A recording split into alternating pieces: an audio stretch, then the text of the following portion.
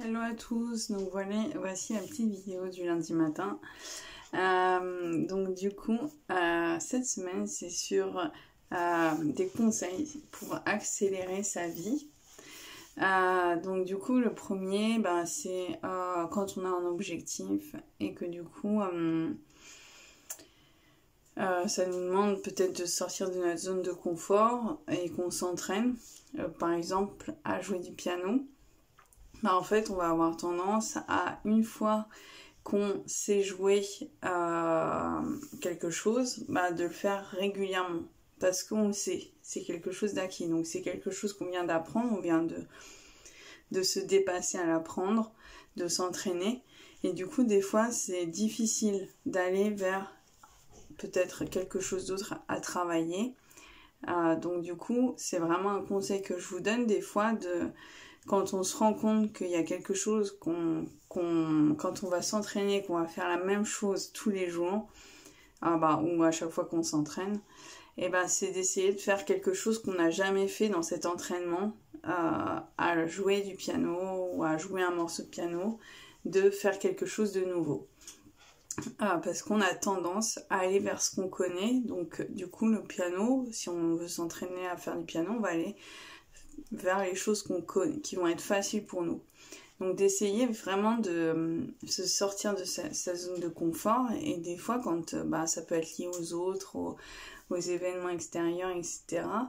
On peut avoir des peurs qui apparaissent. Et une phrase que je vais vous conseiller, que David Laroche dit souvent, c'est « je ne sais pas ce que je ne sais pas ». Donc du coup, ça ne sert à rien d'avoir peur de quelque chose alors que ça ne s'est pas encore produit. Donc du coup, oser, parce qu'on ne sait pas ce qui va se passer, ça sert à rien de se faire des films, mais c'est pour tout. Je ne sais pas ce que je ne sais pas. On peut l'interpréter aussi comme on le souhaite. Et aussi une petite question que vous pouvez vous poser, comme je vous en ai déjà parlé dans mes vidéos précédentes pour ceux qui suivent, est-ce qu'il y a quelqu'un qui vous inspire? Et si ça peut être un maître dans une religion, par exemple, ou dans tous les sports, par exemple, on a un maître ou quelqu'un qui nous inspire, qui est un exemple. Ça peut être pendant une période, quelqu'un qui nous inspire pendant une période ou pendant X temps. Et si on a quelqu'un qui nous inspire, cette personne, on peut dire que c'est un mentor, par exemple, ou cette personne qui nous inspire, quand on arrive à quelque chose où on se sent bloqué, par exemple, ou même quelque chose de bien, de se dire, par exemple, en début de journée, de se dire, par exemple, si on suit nos objectifs en début de journée, de se dire, voilà, j'ai ça à réaliser, qu'est-ce que cette personne qui m'inspire ou ce mentor ferait à ma place aujourd'hui pour essayer de l'améliorer par rapport à ce que j'aurais déjà fait de base, qu'est-ce que cette personne aurait fait pour tel objectif. Donc d'essayer de se poser la question, qu'est-ce qu'elle aurait fait.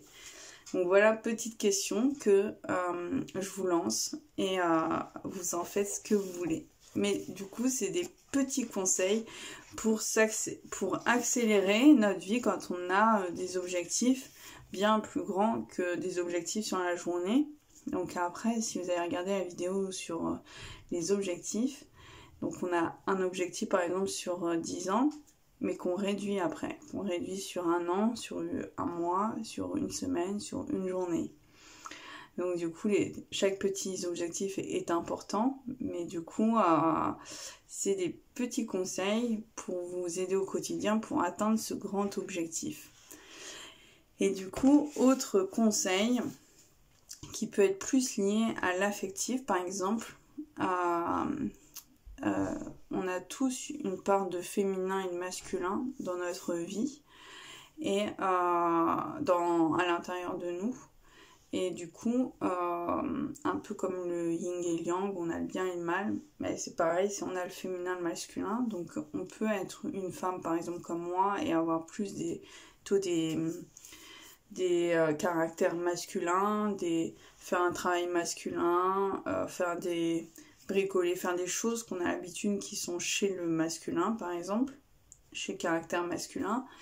Et du coup, dans ces cas-là, on va attirer à nous des personnes qui sont plutôt dans le féminin, donc soit des femmes féminines, soit des hommes féminins, qui sont meilleurs en féminin. Et c'est pareil pour les hommes. Ils ont un côté masculin et féminin, et eux aussi, vous attirez quand vous êtes bon dans un domaine. Si vous pouvez être un homme très bon dans tout ce qui est masculin, bah vous allez attirer vers vous des hommes qui ont des caractères féminins et des femmes qui ont des caractères féminins. Et donc du coup, l'importance pour peut-être casser ça, si vous voulez, si vous êtes un homme masculin et vous voulez attirer des hommes masculins par exemple, ou si vous êtes une femme féminine et que vous voulez aussi attirer à vous des hommes qui peuvent avoir une part de féminité et des femmes féminines, ben, il faut aussi accepter que nous, on est bonnes, par exemple, en tout ce qui est archétype féminin, et qu'on est moins bon dans notre côté masculin. Il faut accepter ces deux parts-là pour pouvoir accepter que l'autre ait ses deux côtés aussi. Il faut accepter nos deux côtés. Notre excellence dans un archétype et notre non-excellence dans l'autre archétype. Voilà un petit conseil pour ce qui va être plus relationnel, mais qui peut être aussi utile dans le couple. Voilà pour aujourd'hui. Et puis en tout cas, je vous souhaite un joyeux Noël et je vous dis à lundi prochain pour la prochaine vidéo. Et du coup, il y a 2 vidéos d'entretien avec des femmes qui vont arriver cette semaine. Et donc du coup, au cas où, j'ai changé de compte Instagram pour mon actualité, j'en profite dans cette vidéo-là. J'ai changé de site. Maintenant, je propose un accompagnement comme coach pour ceux qui ne me suivent pas sur tous mes réseaux sociaux, et au cas où, dans ma chaîne YouTube, il y a tous mes sites dans à propos, ou si vous êtes sur ordinateur, il y a tous les sites en haut à droite de la vidéo.